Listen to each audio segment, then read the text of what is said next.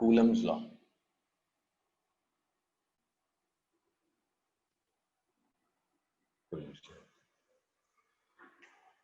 So now we have an idea of कि charge particles exert force on each other without any physical contact। भले उनमें physical contact ना हो फिर भी वो एक दूसरे पे force लगाते हैं, चाहे तो repulsive force हो चाहे तो attractive force हो, but force लगाते हैं, right?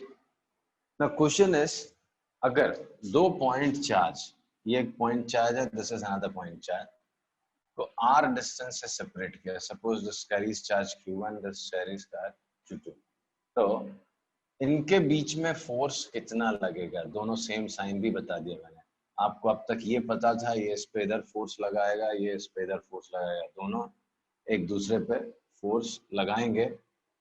ये फोर्स एक्टिंग ऑन सेकेंड है, ये फोर्स एक्टिंग ऑन फर्स्ट है, बट कौन कितना फोर्स लगाएगा वो मुझे अभी तक पता नहीं है। तो फोर्स लगाएगा, नेचर रिपल्सिव है अट्रैक्टिव है वो भी पता है, बट क्या नहीं पता है कि फोर्स का मेजरमेंट कितना होगा, वो फोर्स एक्चुअली होगा कितना, that is not known to us still. So that is given by Coulomb's law, right? तो स्टेटमेंट से स्टार्ट करते हैं हम। कूलम्स लॉ क्या बोलता है? तो Coulomb's law states that force acting between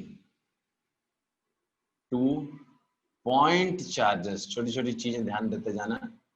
Coulomb's law में पॉइंट चार्जेस यूज किया हुआ है, that means Coulomb's law helps us measure force acting between point charges only. सिर्फ पॉइंट चार्जेस पे ही फोर्स निकालना हम सीखेंगे। कहाँ? In Coulomb's law. तो कूलम्स लॉ में ये दो पॉइंट चार्ज हैं, इनके बीच में लगने वाला फोर्स निकालना। तो force acting between two point charges is directly proportional to product of charges and inversely proportional to square of distance between them। अब इन दोनों का मतलब सोचते हैं। दो स्टेटमेंट बोला मैंने, directly proportional to product of charges and inversely proportional to square of distance. तो ये दो टर्म आ रहे हैं। क्या क्या? दो स्टेटमेंट आ रहे हैं। पहला स्टेटमेंट क्या आ गया कूलम्स लॉ का? Force acting between two point charges is directly proportional to product of charges and inversely proportional to square of distance between them। So let's try to understand। Suppose करो मैंने यहाँ पे दो case बनाया है, case 1 and case 2। दोनों में distance same रखा है 1 मीटर 1 मीटर। यहाँ पे जो चार्ज है 1000 माइक्रोकूलम है और इस पे +1 माइक्रोकूलम है, यहाँ पे 100 माइक्रोकूलम है और यहाँ पे 100 माइक्रोकूलम। सवाल ये है कि ये जो बड़ा स्ट्रॉन्ग सा चार्ज 1000 है, इस कमजोर से 1 पे ज्यादा फोर्स लगाएगा, ये जो 100 है इस 100 पे ज्यादा फोर्स लगाएगा। सेपरेशन सेम है। तो मन में क्वेश्चन ये आता है कि 1000 माइक्रोकूलम बड़ा स्ट्रॉन्ग सा चार्ज है, इन तीन चार्जेस में 1000, 1 और 100 में सबसे स्ट्रॉन्ग 1000 है। तो 1000 जो है वो 1 पे ज्यादा फोर्स लगा सकता है या 100 पे ज्यादा फोर्स लगाएगा?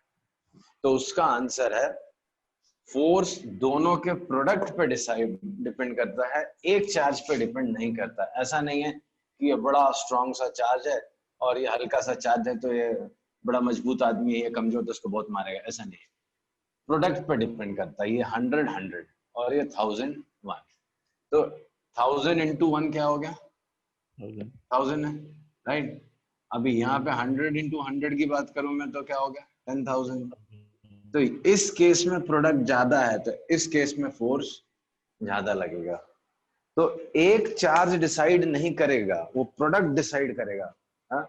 वो प्रोडक्ट डिसाइड करता है कि दोनों एक दूसरे पे कितना फोर्स लगाएंगे, राइट। तो ये यहाँ पे स्टेटमेंट लिखा हुआ है, force acting between 2 point charges is directly proportional to product of charges. वो दोनों चार्जेस के प्रोडक्ट को मल्टीप्लाई करो और फिर देखो आप कितना फोर्स आ रहा है, राइट। दूसरा क्या लिखा है, inversely proportional to square of distance between them. इसको इनवर्स स्क्वायर लॉ बोलते हैं, कई जगह पे आपने नोटिस किया होगा इनवर्स स्क्वायर लॉ। कहने का मतलब अगर ये दो चार्जेस हैं, इनके बीच में डिस्टेंस x है, यही आप डिस्टेंस डबल कर दो, 2x कर दो, तो जो फोर्स है वो 1/4 हो जाता है। जो इनवर्स स्क्वायर लॉ है उसमें क्या लिखा हुआ है कि अगर आप डिस्टेंस डबल करते हो तो जो फोर्स है उनके बीच का 1/4 हो जाता है। डिस्टेंस ट्रिपल करोगे तो 1/9 हो जाएगा। तो जितने टाइम्स आप डिस्टेंस करोगे उसका स्क्वायर टाइम्स वो कम हो जाएगा, कम हो जाता है, राइट। तो this is what we say is inverse square law. We have seen this law earlier also. कहां पे देखा था हमने ये इनवर्स स्क्वायर लॉ? हमने देखा था कहां? केप्लर्स लॉ, ग्रेविटेशन में। केप्लर्स में नहीं पढ़ा था बेटा, वो तो t square is proportional to r cube था। हमने पढ़ा था न्यूटन्स लॉ ऑफ ग्रेविटेशन में, forces acting between gravitational force acting between two masses is inversely proportional to square of distance. In fact ये पूरा ही वहां पे एनालॉजी थी। वहां पे Q1 Q, यहाँ पे Q1 Q2, वहां पे M1 M2 था। तो product is directly proportional to M1 M2। यहाँ पे इनवर्स स्क्वायर लॉ था, वहां पे भी inverse square law, right. So now I hope you have understood these three things. पहले मैंने यहाँ पे मार्क क्या किया, पॉइंट चार्ज मार्क किया है। आप समझ गए कि ये कूलम्स लॉ सिर्फ पॉइंट चार्ज के लिए है। यहाँ पे लिखा है directly proportional to product of charges, ये आप समझ गए कि जो पॉइंट चार्जेस का प्रोडक्ट आएगा उसके प्रोपोर्शनल है। एक चार्ज डिसाइड नहीं करेगा, वो दोनों चार्जेस का प्रोडक्ट डिसाइड करेगा। तीसरा आपने यहाँ पे देख लिया inversely proportional to square of distance between them, उसको बोलते हैं इनवर्स स्क्वायर लॉ। तो ये सब चीजें अगर मैं क्लब करूं दोनों चीजों को तो क्या नजर आएगा मुझे कि जो इन दोनों के बीच में फोर्स है वो किस पे प्रोपोर्शनल है, प्रोडक्ट ऑफ द चार्जेस। तो Q1 Q2 के प्रोपोर्शनल है। फिर F क्या है, inversely proportional to square of distance between. तो ये दोनों को क्लब कर दूं तो F is directly proportional to Q1 Q2 by R²। अब ले देके बच गई बात किसकी, प्रोपोर्शनैलिटी कांस्टेंट की। मुझे इसको हटाना है, इक्वालिटी लाना है। इतना तो मुझे समझ में आ गया कि चार्जेस का मैग्नीट्यूड बदलने से फोर्स पे क्या असर पड़ेगा। मुझे यह भी समझ में आ गया कि डिस्टेंस बदलने से फोर्स पे क्या असर पड़ेगा। सोचना ये रह गया कि यहाँ पे कांस्टेंट ऑफ प्रोपोर्शनैलिटी क्या है। तो यहाँ पे कांस्टेंट ऑफ प्रोपोर्शनैलिटी है 1/4 pi epsilon 0 Q1 Q2 by R²।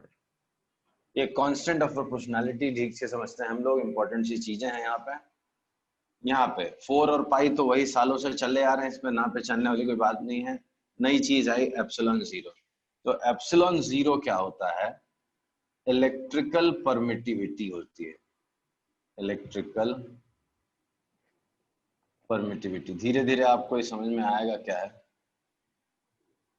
अभी तो एक झटके में नहीं समझेगा। ऑफ फ्री स्पेस, अगर कोई पूछे बिल्कुल ही नहीं समझ में आ रहा तो अभी फिलहाल मैं बोल सकता हूँ this represents ability to hold charge. अब ये क्या है, ये आपको कैपेसिटेंस और डाइलेक्ट्रिक्स में आपको ठीक से समझेगा कि व्हाट इज इलेक्ट्रिकल परमिटिविटी। फिलहाल मैं यहाँ पे डिस्कशन को इतना बोल के छोड़ देता हूँ कि एप्सिलॉन 0 क्या है, electrical permittivity of free space. ये क्या फिजिकल सिग्निफिकेंस है इसका, ये क्या रिप्रेजेंट करता है, ये सिग्निफाई करता है ability to hold charge. Aryaman पूछो। सर मतलब वैल्यू होगा ना सर इसका? अरे तू भागता क्यों है, सब बता रहा हूँ बेटा, डर जाता है क्या तू, सब बता रहा हूँ। तो electrical permittivity of free space है, क्या फिजिकल सिग्निफिकेंस है, एबिलिटी टू होल्ड चार्ज। इसकी वैल्यू है, सिंस मैंने मेंशन कर दिया है ये फ्री स्पेस की ही है तो उसकी कोई ना कोई वैल्यू होती होगी, फिजिकल क्वांटिटी है, मेजरमेंट है इसका। इसकी वैल्यू SI यूनिट में होती है 8.85 into 10⁻⁻12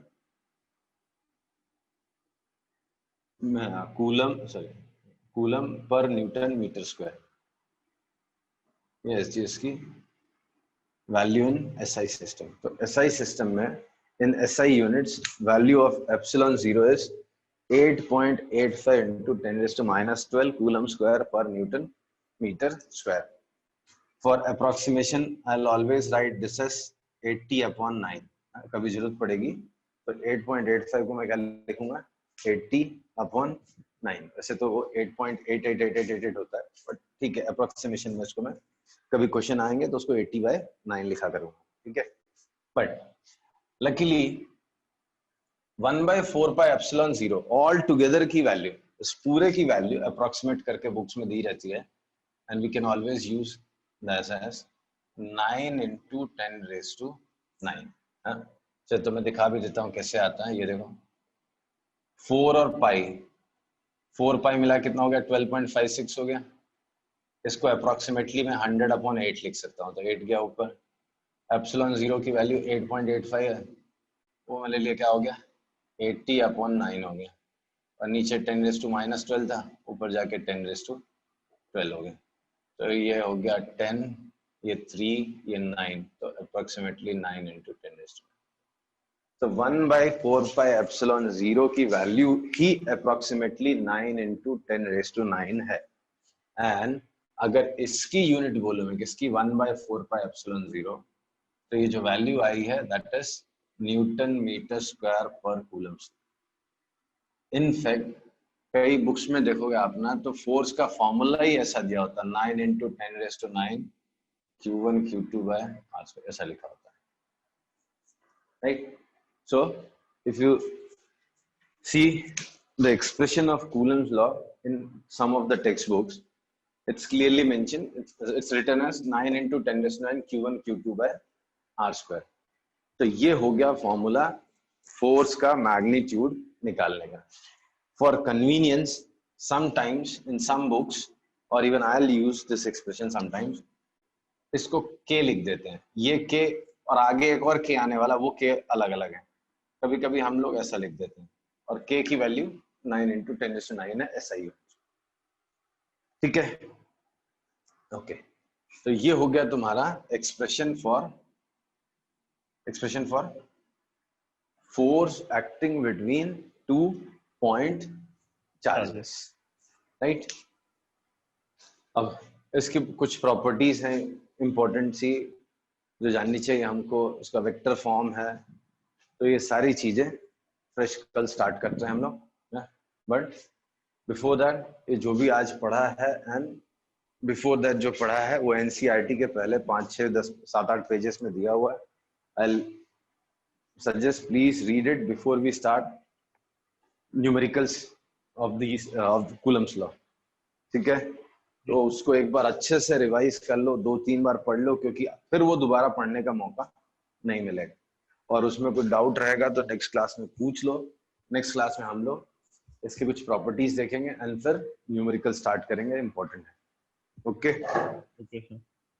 चलो ठीक है. And value in SI units is 8.85 into 10 raised to minus 12. ठीक है. Now, more convenient is to remember the unit and things of 1/4 pi epsilon 0. Calculation आसान करने के लिए उन्होंने बोला आप तो 1/4 pi epsilon 0 की वैल्यू याद रखो. So value of 1/4 pi epsilon 0 is 9 into 10 raised to 9 newton meter square per. कई बुक्स में तो इंस्टेड आप देखोगे 1 ऐसा लिखा होता, सीधा फॉर्मूला ही ऐसा लिखा होगा. इवन इन एनसीईआरटी ऐसा फॉर्मूला लिखा होगा. 9 into 10 raised to 9 Q1 Q2/R² Newton is force acting between 2 point charges. तो पहले से उन्होंने वैल्यू निकाल के साइड करके आपको दे दिया, खेलो. ये हो गया. देन नेक्स्ट इज और कुछ बताना इसमें नहीं. So this is formula for force acting between the 2 point charges. Okay. कई बार मैं इसको K लिखूंगा कन्वीनियंस के लिए. F is equal to K Q1 Q2/R², ऐसा लिख दूंगा. तो आप समझ जाना this K stands for this 9 into 10 raised to 9 या पूरी 1/4 pi epsilon 0 वैल्यू. वो बार बार पूरा 1/4 pi epsilon 0 या नहीं लिखूंगा, उसको खाली K लिख दूंगा. कई बुक्स में भी ऐसे लिखा रहता है. Okay, so let's do some numericals to adapt to these values or this formula. फिर एक एक करके प्रॉपर्टीज देखते हैं. 2-3 छोटे छोटे क्वेश्चन लिखता हूँ. First one, 2 point charges of magnitude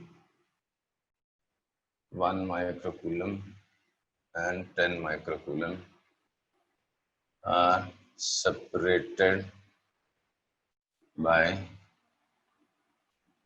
2 centimeter या 5 centimeter. Calculate force acting between them. Force acting between them.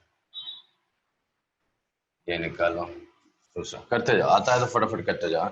आपको एडजस्ट करना है इस फॉर्मूले को, इस फॉर्मूले के साथ खेलना सीखना आपको. बिकॉज एक्चुअली देखा जाए तो 80% 50% of the chapter is this formula only.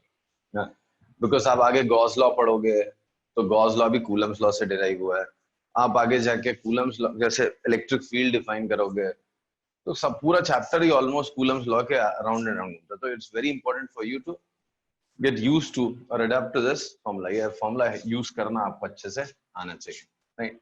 तो कुछ क्वेश्चंस लिखना है, try these questions.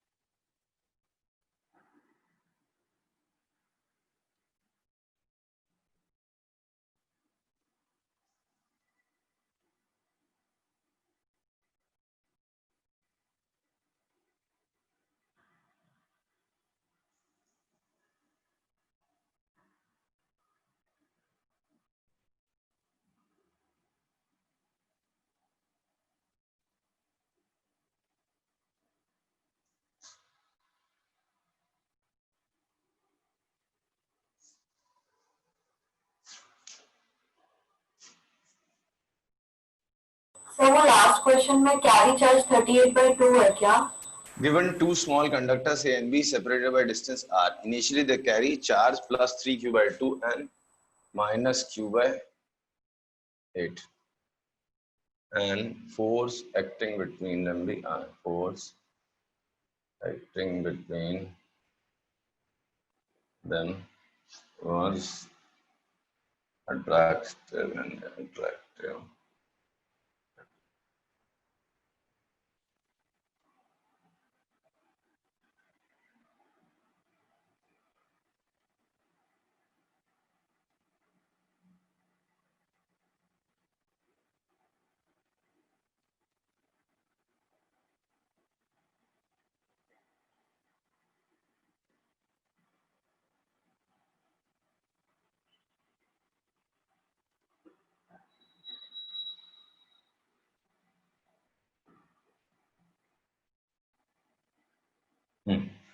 These are 3 questions.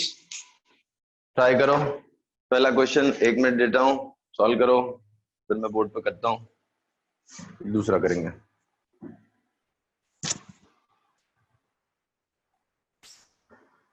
You are doing it for first time, हाँ? ध्यान से करो. सत्यम है कि चला गया? है सत्यम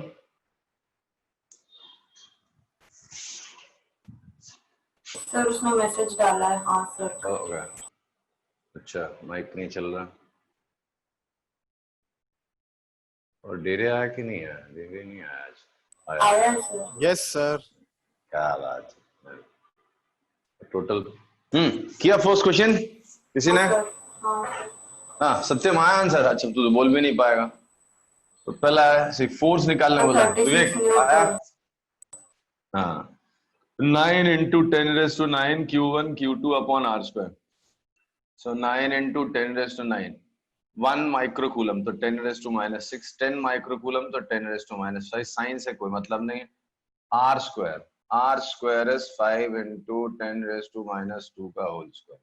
So ये हो गया 9, ये 1/2 है, स्क्वायर गया 36 into 10 raised to minus 4.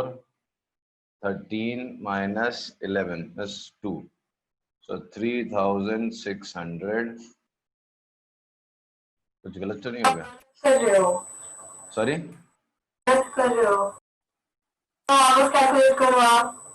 मुझे सिर्फ 36 न्यूटन आ रहा है। तो तुझे गलत आ रहा होगा। तो ऐसे कैसे हो सकता है? अरे मेरे को हमेशा सही आता है। तू कुछ गड़बड़ कर रही है। क्या गड़बड़ कर रही है? क्या मालूम? बस मैं 10 टाइम्स कम किया 360 आता है। बराबर है, सही है। अरे बाबा Q1 Q2 तो माइक्रोकूलम मतलब 10 raised to minus 6. 10 microcoulomb that is 10 raised to minus 5. Distance is 5 into 10 raised to minus 2 का whole square. My mistake. ये 25 है ना, सॉरी मैंने बोला 0.5 आपको। पकड़ा। my mistake. So 36 आंसर हो जाता है। So 25 हो गया तो 0.36 था। 10 बराबर 36 Newton answer. -4 13 minus 6 is 7 7 minus 5 is 2.36 36 Newton. So 36 Newton is answer. समझा? Yes sir. ना नेक्स्ट वाला। नेक्स्ट आया किसी को? हाँ सर बट मुझे नहीं पता वो सही है कि गलत। ओके विवेक कर रहा तू?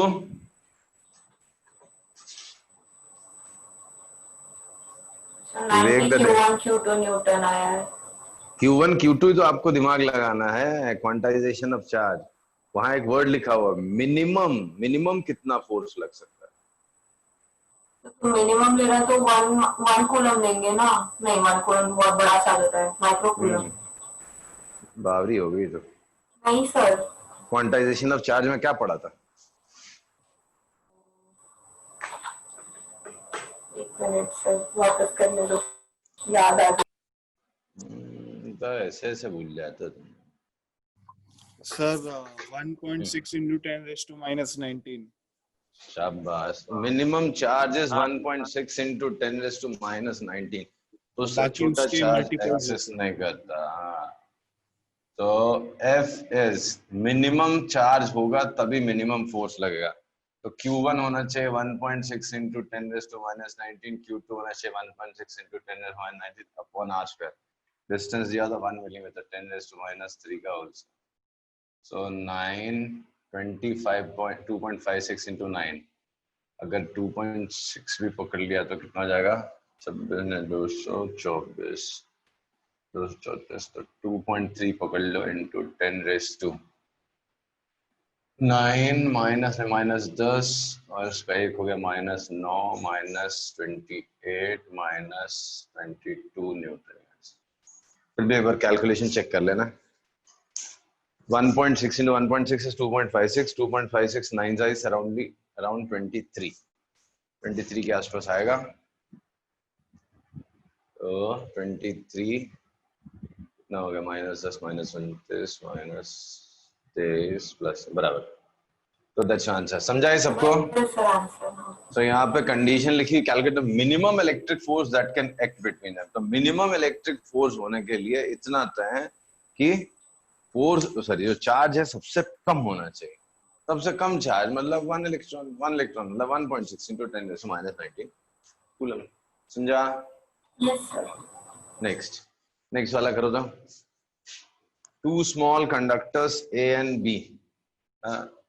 स्मॉल है मतलब आइडेंटिकल है, समझना. टू स्मॉल चाहे तो मेंशन कर लो. Two small and identical. ऐसे स्मॉल है तो आइडेंटिकल ही मानते हैं फिर भी. Two small and identical conductors A and B separated by a distance r. Initially they carry charge plus 3q by 2 and minus q by 2, and force acting between them was attractive and F. They are brought in contact and again separated by same distance. Find nature and magnitude of forces acting between them.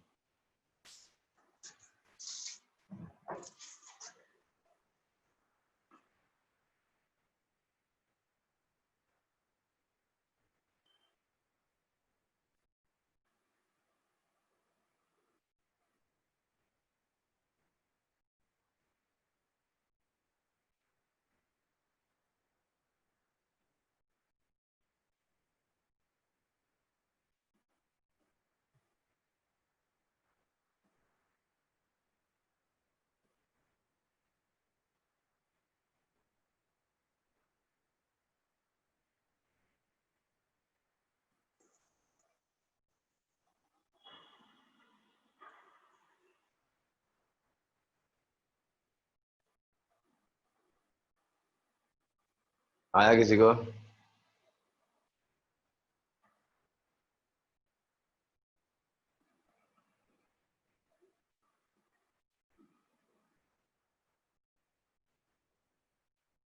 नहीं sir. Hint देता हूं. Use the concept of additivity of charges.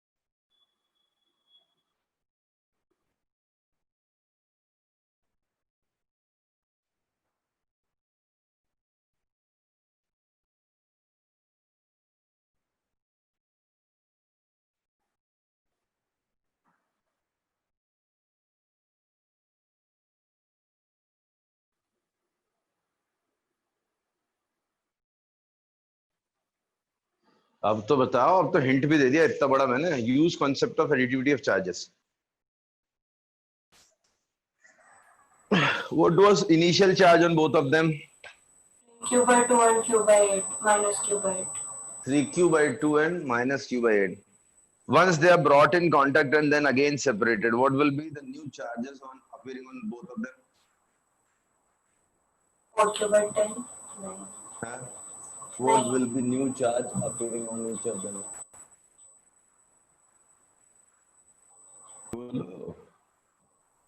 So let me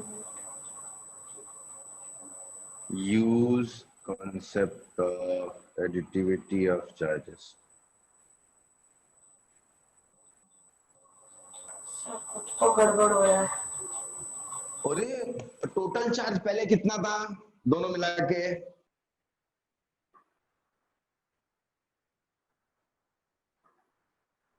कोई बोलता है नहीं. साक्षी,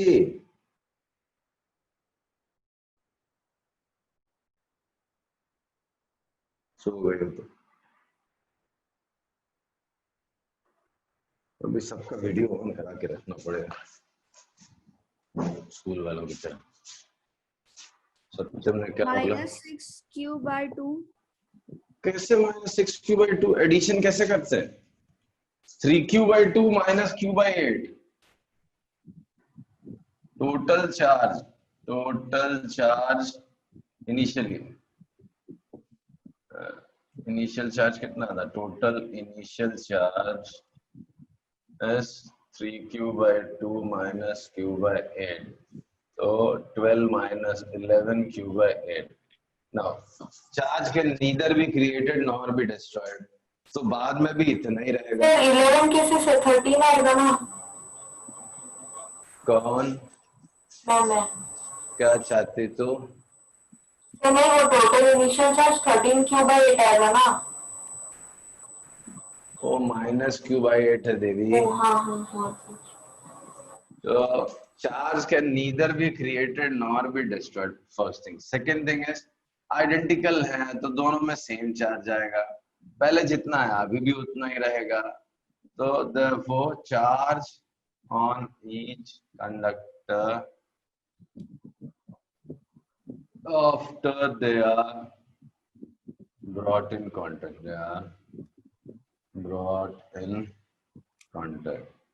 आप उन दोनों कांटेक्ट में लेके आप तो 11 क्यू बाय 16 हो जाएगा। दोनों कंडक्टर्स पे चार्ज इक्वल हो जाएगा, दैट इज 11 क्यू बाय 16। समझा ना? फोर्स का फॉर्मूला क्या है? We need to compare force. Force is some constant Q1 Q2 by R square. In both the cases these two are same, so force is directly proportional to Q1 Q2। तो पहले case में जो force था अपन दूसरे case में, पहले case में product before initial charges upon Q1 Q2 after separation final charges. तो फर्स्ट केस में फोर्स कितना था? F। फर्स्ट केस में force was F as given। F2 is what you have to determine। पहले case में Q1 Q2 कितना हो गया? 3 Q by 2 into Q by 8। Second case में 11 Q by 8 into 16 into 11 Q by 16 बराबर ना? 11। तो ये हो गया 8 to the 16 कैंसिल, 16 के ऊपर 16 3 से 48 by 121 Q कट हो गया। 16 के ऊपर 16 से 40। So F upon F2 is just F2 is 121/48 by F। So जो फोर्स था वो बढ़ गया 121/48 हो गया। आ रहा है समझ में? हाँ सर। Yes sir. नो, आपको इतना समझ में आ गया कि कूलम्स लॉ क्या है, how to calculate force acting between two point charges, right, using Coulomb's law. Now we'll discuss some properties and vector form and उसके ऊपर एक एक दो चार चार न्यूमेरिकल करते जाएंगे। तो पहला है कूलम्स लॉ, फोर्सेस, कूलम्स